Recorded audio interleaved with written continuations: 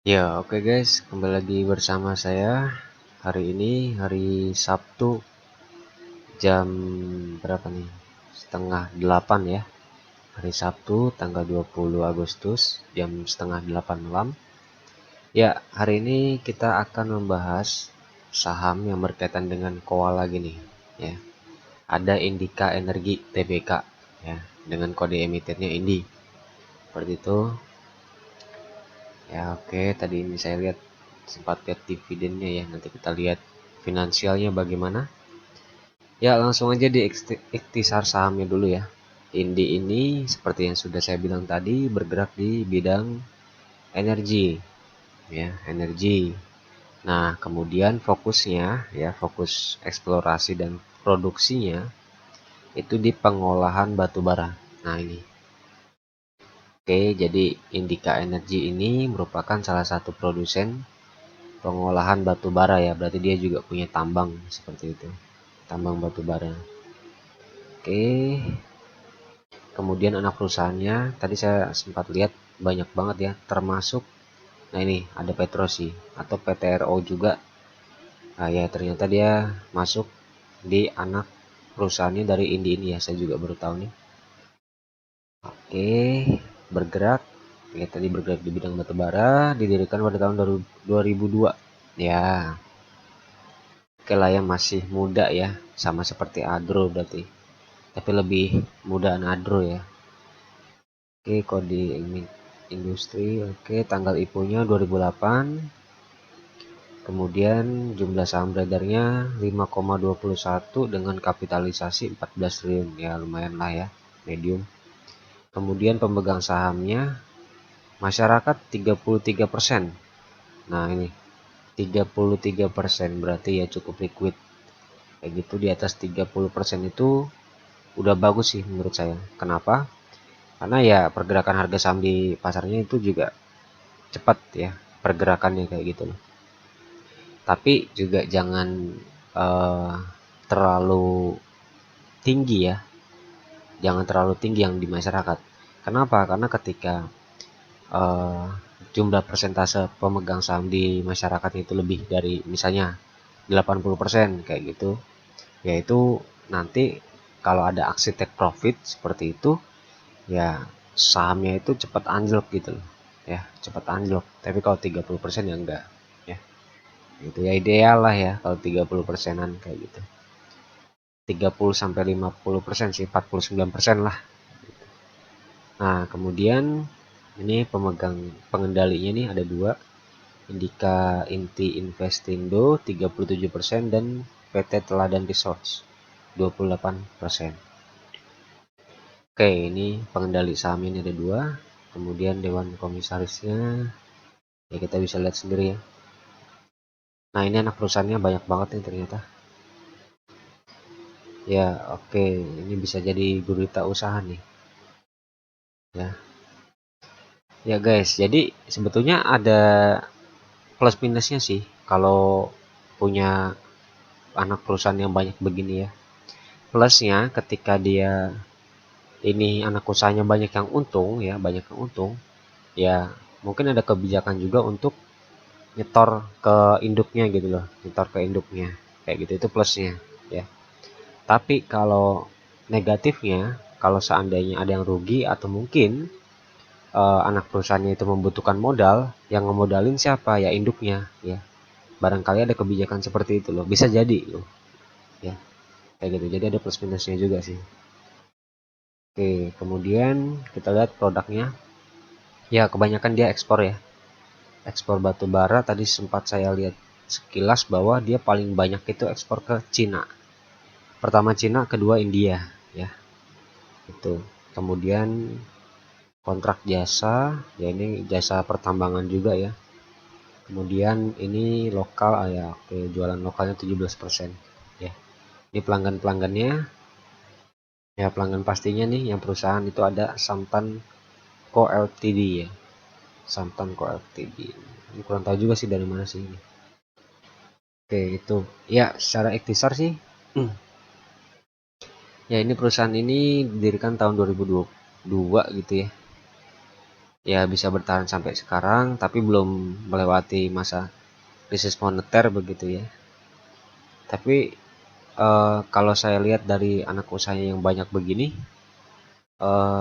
biasanya dia udah apa sih, udah kokoh duluan gitu loh ya, sehingga bisa mendirikan anak usaha yang begitu banyaknya begini ya. Jadi dia udah istilahnya udah kokoh gitu, udah kuat dulu gitu loh ya, baru dia bisa mendirikan anak perusahaannya. Dan ini juga banyak banget sih anak perusahaannya. Oke, itu sih ya, itu dari ikhtisar sahamnya ya. Untuk lebih yakinnya lagi, nanti kita lihat di faktor fundamentalnya ya. Itu ya, jangan cuman kulitnya aja yang kita baca, kita harus lihat finansialnya bagaimana nih, keuangannya sehat atau enggak, kayak gitu kan. Jadi gitu ya guys ya, kita sebagai penanam modal itu harus lihat nih prospeknya. Pertama prospeknya dia, kemudian kedua kesehatan keuangannya ya, gitu. Oke, kita lihat aja langsung di sini ekuitas ya, langsung ke ekuitas di pemilik entitas induk di sini. Kuartal 1 minus dia kuartal 2 2021. Oke, 311 miliar. Kemudian kuartal 3 ini turun lagi jeblos. Ya, saya nggak tahu nih kenapa dia bisa jeblos bahkan minus, ini minus 200 miliar di kuartal 3 ya. Rata-rata yang saya tahu itu di kuartal 3 dan 4 itu harusnya perusahaan batubara itu diuntungkan karena Eropa lagi winter kayak gitu. Nah, ini kenapa nggak tahu nih, dia minus ya. Tapi kuartal 4-nya gede banget nih, 900 miliar, kenaikannya drastis banget, dari minus 200 miliar jadi 900 miliar. Ini gede banget nih ya. Kemudian di kuartal 1 itu dia naik lagi ya, naik sedikit sih, tapi ada kenaikan di sini, cenderung kenaikan itu sebesar 1 triliun, dari 900 ke 1 triliun. Ini gede banget ya, sedikit ya. Nah, dari sini sampai sini nih baru naik sekitar 900 miliar menjadi 1,9 triliun. Ya, dari segi ekuitas sih ya, saya juga masih heran kenapa ini kuartal 3-nya ini jeblos ya. Tapi selebihnya sih bagus ya. Ini juga kuartal 1 juga jeblos. Tapi tahun 2021 itu baru awal mula ini ya, kenaikan batu bara ya. Gitu. Oke, ini kuartal 2-nya udah keluar ya dia kemarin, 1,9 triliun. Ya, bagus sih. Ya, kalau kita lihat juga Q&Q-nya dari kuartal 2 2022 dan kuartal 2 2021, kita lihat ya kenaikannya gede banget ya. Naik gede banget nih. 16 berapa nih? 301,6 ya berarti ya. 1,6 triliun kenaikannya. Gede banget sih. Itu kalau Q&Q, tapi kalau dari ini kuartal 1 2022 ke kuartal 2 2022 itu kenaikannya 900 miliar ya, ada kenaikan ya. Ya bagus sih ini kuartal 2-nya. Seperti itu. Kemudian untuk IPS-nya nih terakhir 366. Ya, kalau nggak salah dia juga terakhir bagikan dividen ya di tahun ini ya.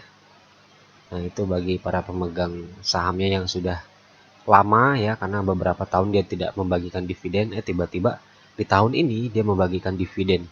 Nah, itu ya saya juga ikut senang lah ya bagi para holdernya kayak gitu. Ya jujur saya juga belum punya ini sih, nggak punya. Kalau batu bara saya hanya punya di PTBA, Adro, ITMG, KKGI. Itu aja sih. Selebihnya enggak kayak gitu. Ya, untuk IPS-nya 366 ya. Dari sini nanti kita proyeksikan untuk pembagian dividen di tahun depan. Tapi ini quarter ya, nanti kita lihat yang anualis ya. Untuk pairnya 6, ini bagus, 6 kali 2, 12 ya berarti. Ya, bagus lah ini ya pairnya. Nggak ada masalah sih untuk pair.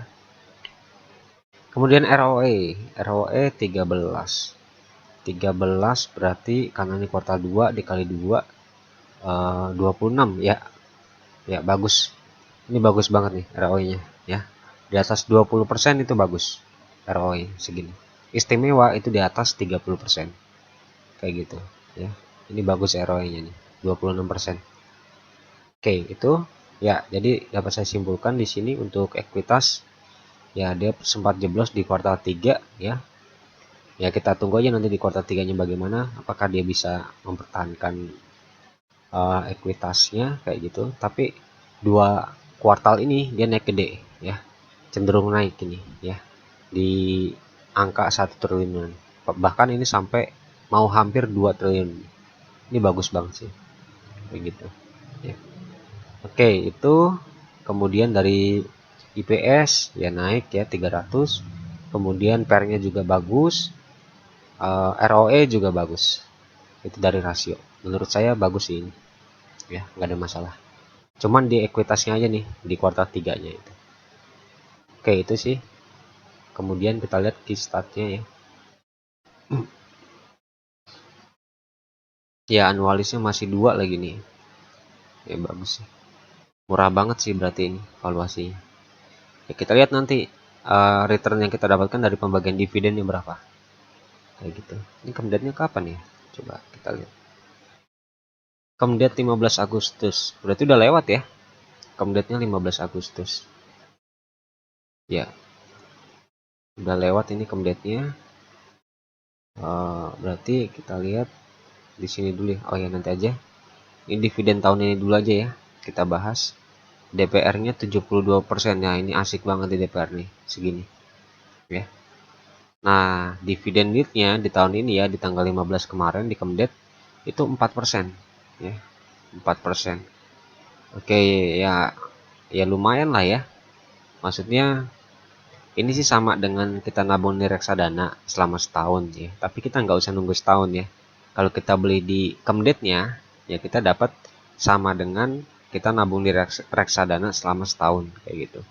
Nanti kita proyeksikan nih dari pembagian DPR tahun ini ke pembagian DPR tahun depan ya. Asumsinya sama 70%. Nah, kita lihat dulu tapi ini IPS-nya berapa? Iya, IPS-nya menyentuh 1000 nih ternyata. Oke, coba kita pakai kalkulator ya. Pakai kalkulator di sini aja ya, guys.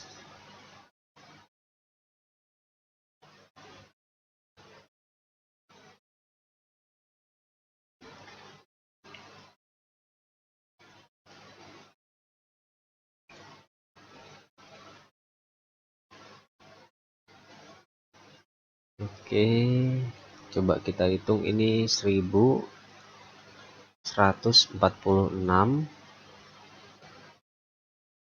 dikali ya, dengan asumsi dia membagikan dividennya sama 70% di tahun depan. 70. Ya, kita view dulu. Oh, standar aja deh. Ulangi 1146 dikali mana kali 70%. Ya, dapat 802 ya. Dapat 802. Ini berarti gede banget ya. 800. Oh, sorry. Mana tadi? Wah, hilang. 1146 dikali 70 persen dapat 802 ya, betul nggak sih? Coba ya kita cek. 1146 dikali 70%. Iya benar, 802 nih ya.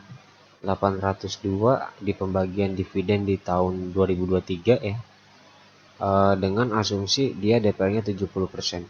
Berarti kalau kita bagi dengan 802 ya tadi, 802 dibagi dengan harganya sekarang, kalau kalian mau nyerok sekarang nih ya, dengan targetnya itu di pembagian dividen tahun depan. Kalau seandainya dia bagi dividen ya guys, karena dia beberapa tahun ini kan enggak, baru tahun ini lagi nih dia bagiin dividen kayak gitu. 2820. Oke, gede banget, 28% ternyata ya. 28% itu adalah dividen yield kalau kalian nyerok sekarang di harga 28.20 kayak gitu ya. Betul ya, IPS nya ini udah anualis 1000-an nih, gila gede banget sih kayak gitu. Oke, ini juga anualis dari net income nya nih 5 triliun, 5,9, hampir 6 triliun. Ini gede nih dibandingkan dengan kuartal anualis di tahun 2021 kayak gitu ya. Semoga aja tahun depan dia bagi dividen lagi ya. Ya itu loh guys, jadi pentingnya dividen itu ya bisa membahagiakan investornya gitu ya. Tapi ya kalau saya sih dividen yang menurut saya fair ya 50-50 lah. Kalau 70 saya anggap bonus. Tapi juga saya juga nggak suka kalau perusahaan itu membagikan dividen 100% ya. Karena harus ada yang dipakai untuk ekspansi juga kayak gitu. Itu sih. Oke. Ya itu dari segi fundamental ya. Kalian bisa putuskan sendiri. Untuk dividen yieldnya tahun ini ya sekian sih. Ya kalian bisa putuskan sendiri. Apalagi ini belum kuartal 3 dan kuartal 4 ya. Untuk kual itu biasanya itu naik di kuartal 3 dan kuartal 4 karena itu winter kayak gitu. Apalagi ini adalah perusahaan yang ngekspor juga ya. Sebagian besar itu ngekspor, kita lihat tadi di sini. Nah, ini 57%, gila. Ekspor kayak gitu ya. Itu. Kemudian kita lihat dari segi teknikalnya.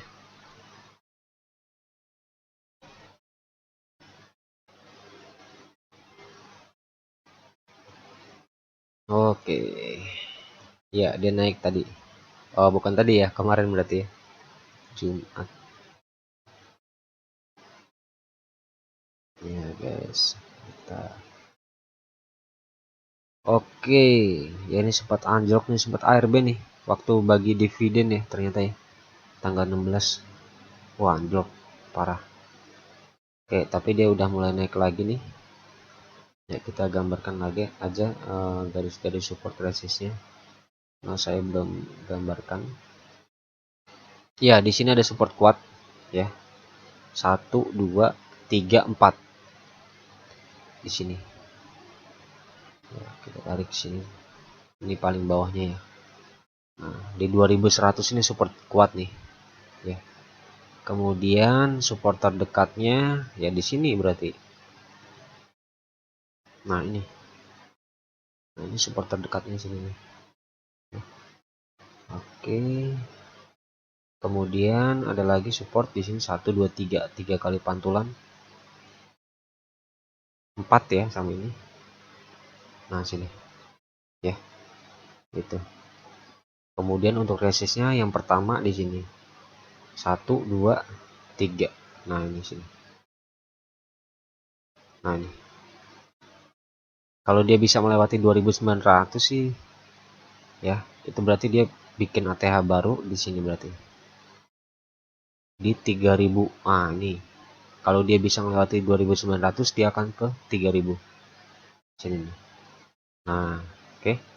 Bisa kasih gambar beda dulu deh. Ini kuning aja ya. Merah. Ya. Oke, ini sih ya. Kita lihat besok nih. Kalau dia nggak mampu bertahan di sini, kalau dia nggak mampu bertahan di sini nih, di area nah sini di 2732 ya, 2730-an. Kalau dia turun lebih dari 2730, jadi bakal turun ke sini 2600-an. Tapi kalau dia bisa bertahan, bahkan dia bisa melewati resist yang pertama di 2900 ya, dia bakal lanjut ke ATH baru ya. Bukan ATH baru ya, sebelumnya udah ada nih ATH sebelumnya ya di 3100-an kayak gitu. Nah, itu dari segi teknikalnya sih. Oke, itu aja sih kalau dari saya ya. Secara kesimpulannya tadi dari segi fundamental ekuitas oke, cuma tadi ada keanehan di kuartal 3 ya. Kenapa itu bisa turun? Kalau ada yang tahu ya bisa komen, atau mungkin karena dia melunasi utangnya atau apa. Ya setahu saya kalau koal, emiten koal itu di kuartal 3 dan kuartal 4 itu naik gede kayak gitu. Kemudian untuk ROE nggak ada masalah, EPS juga naik tadi.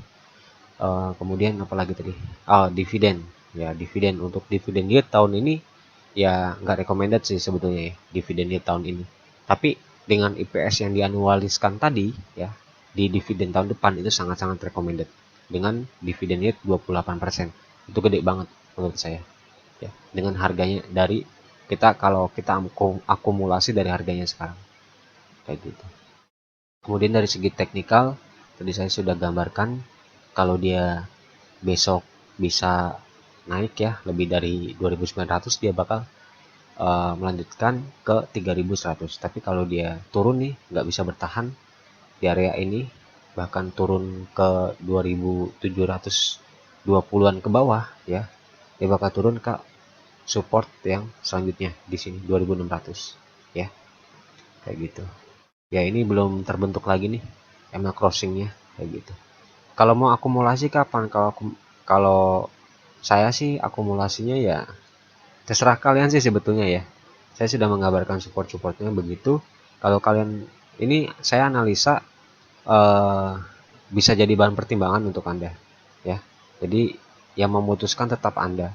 Ya kalau kalian yakin terhadap indie ini ya, indie emiten indie ini, ya masuk aja, nggak masalah kayak gitu ya. Kalau saya lihat sih tadi fundamentalnya oke ya, oke banget kayak gitu.